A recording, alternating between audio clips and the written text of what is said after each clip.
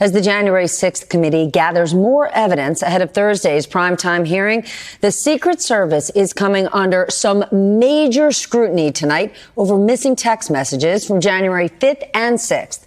On Friday, the committee issued a subpoena for those messages after an inspector general notified them that they had been deleted. Today, NBC News learned that the agency now has said they have no new texts related to the attack to give House members, meaning they can't find any of them. The Secret Service says they lost the texts as part of a technology upgrade.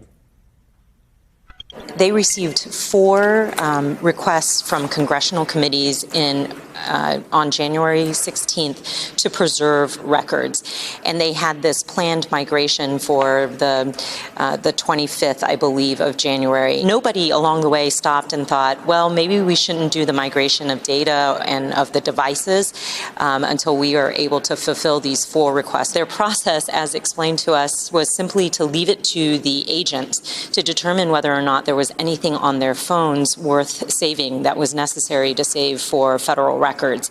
And as a result, today they did not receive any texts from their agents when they made that transition that was flagged for preservation.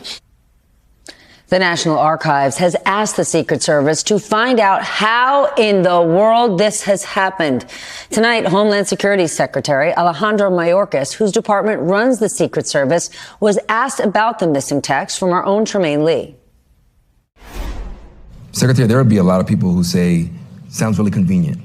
There's a merging of information and all these possibly important text messages just disappear.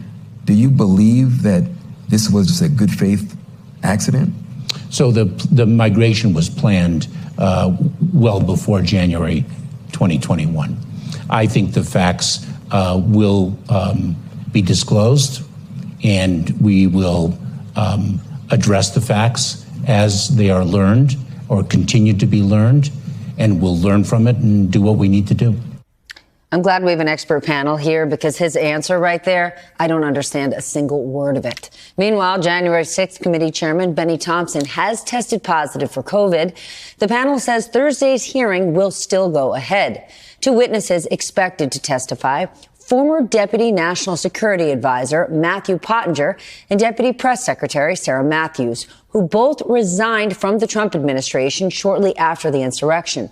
That hearing will be led by Democrat Elaine Luria and Republican Adam Kinzinger, both military veterans.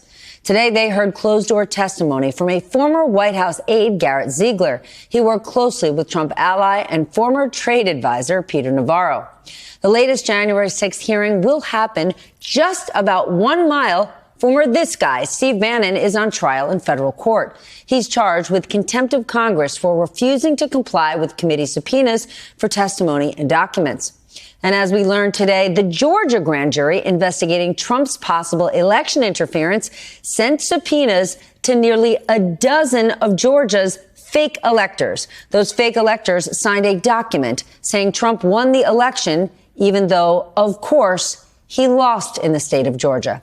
They are now fighting to block those requests.